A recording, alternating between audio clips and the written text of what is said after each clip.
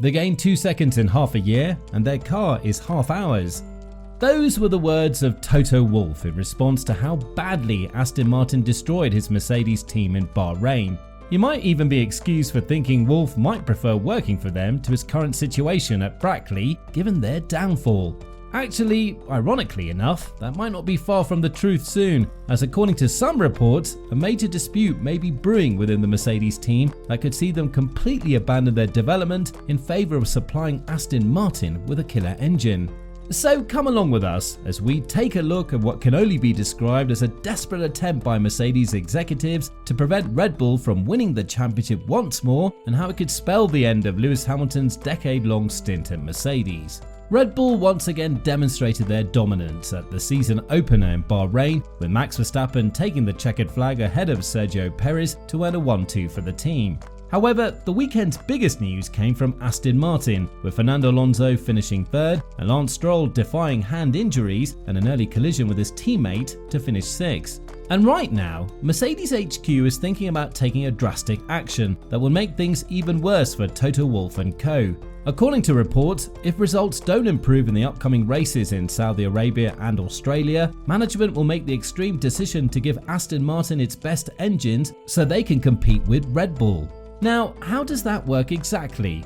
Well, even if engines that are produced in the same factory and have the same design will have some variations, not every factor can be controlled for, and although the FIA inspects each engine before it leaves Brackley, there are still differences because no matter how hard you try, tolerances will never be perfect. For instance, Lewis Hamilton's best engine is reported to have produced 3 kilowatts, or about 4 horsepower more than the best Aston Martin engine during the first test in Bahrain. That might not sound like a lot, but in a sport where every hundredth of a second counts, it could mean the difference between pulling off a win and embarrassing yourself in front of the crowds. Naturally, as the manufacturer, Mercedes would want to keep those minor differences to their advantage. And it's exactly that arrangement that any potential deal between the two teams will change, with the best engines going to Aston Martin instead. Mercedes is a shareholder in Lawrence Stroll's team and provides them with power units, so they have a vested interest in supporting any potential title challenge. Such an action would strongly suggest to Wolff that his team's era as the best in the sport has come to an end, temporarily at least.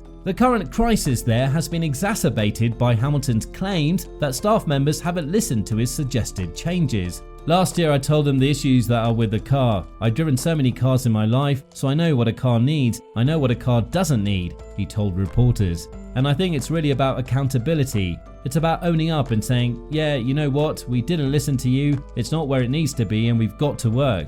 Now, following that outburst, it was reported by Italian publication Formula Uno that an emergency meeting took place at the team's factory in Brackley. Technical director Mike Elliott was reportedly given an ultimatum to ensure the W14 vehicles were in a position to compete for wins. Russell has also poured fuel on the fire by suggesting that the team simply can't catch Red Bull this year, backing Verstappen and Perez to win all 23 races between them. His prediction has been dismissed by Christian Horner though, who insisted the campaign was a marathon with twists to come. There had been calls for Mercedes to simply copy Aston Martin's design amid their difficulties in Bahrain. However, F1 technical analyst Craig Scarborough has downplayed this notion. He claimed that while Mercedes' somewhat peculiar sidepod design accounts for the visual differences between the two, the flaw is really where the biggest performance gains can be found. And unless one of the Aston Martin drivers flip their cars anytime soon, that area is obviously concealed. The ultimatum issued to Mercedes engineers is a worrying development, that much is clear. More importantly than any potential losses on the engine side, however, if any decision to favour Aston Martin is made, it could spell the end for Lewis Hamilton's stint at Mercedes. Lewis Hamilton is yet to sign a multi-year contract at Mercedes to keep him at the team beyond 2023. The lack of news or fresh details on a deal could raise concerns he'd be prepared to walk away from the Silver Arrows. F1 champions Jenson Button and Damon Hill claim Hamilton was waiting to see how competitive the team were before signing. And Sky Sports host Simon Lazenby also asserted he would not rule out a move away from the team if they were not competing at the front. And there is no lack of choices either. Ferrari is probably Hamilton's most likely option, with Carlos Sainz out of contract at the end of 2024. The 7-time champion has previously claimed it was the dream of any driver to sign for the Italian marquee. Looking back on his F1 career, Hamilton even admitted it would be crazy to think he never drove for the prancing horse. Aston Martin is another obvious contender. Long-term plans made by owner Lawrence to push the British manufacturer to the front, and they've obviously made a big step this year. The team wants to be a title contender by 2025, so Hamilton might be a good fit. However, Alonso has a multi-year deal in place, while Lawrence Stroll is unlikely to axe his own son Lance. When asked about a possible move to Aston Martin, Karun Chandhok told Sky Sports, "I don't think that will happen. You're going to tell Lawrence to sack his son? Good luck with that." Another more interesting option would be a stint at Audi. Hamilton was already upbeat at the news of Audi's plans to join F1 and stressed that the German team would be fantastic for the sport going forward. "I think it's great that we're going to get new manufacturers within the sport, especially as you see there are a lot of teams that have the potential to be top teams but are customer teams," he said. "So I think it's going to be great moving forward, and so we welcome them in."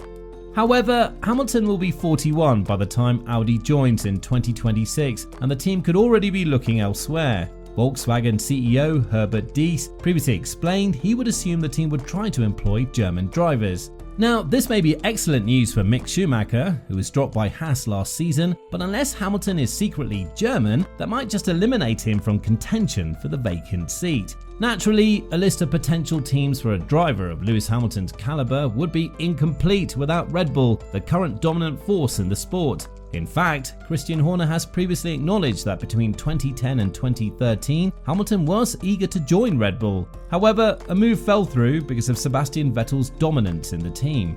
Horner claimed it would make no sense to have two alpha drivers at the squad, which would make a move to the team now impossible. Hamilton and Verstappen's friction already reached a breaking point in 2021, so a partnership after Sergio Perez's contract expires would seem unlikely. Naturally, all of this speculation about Hamilton leaving depends on Mercedes failing to resolve their problems and the 7-time champion actually being interested in leaving, both of which seem unlikely to occur even given the current situation.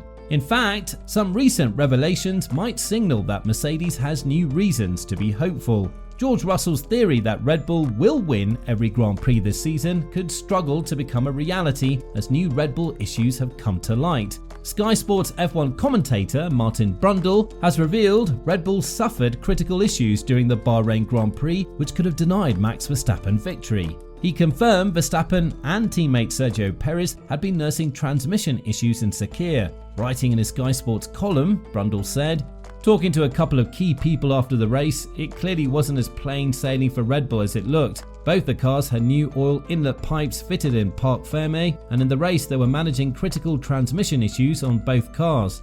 Verstappen and Perez might not have had the best possible start to their new campaign because of the issue. Brundle has, however, also spoken out about Red Bull's dominance, predicting that the team saved some pace in the tank on Sunday because they were so far ahead. He concluded, "Whichever way you cut it, Verstappen was cruising out front, and it's not difficult to believe he could easily have been out 10 seconds further up the road if required, maybe much more. I'm sure they had the motor turned right down to save that high power mode energy for another day, and he could have won the race at will, whatever they did strategy-wise."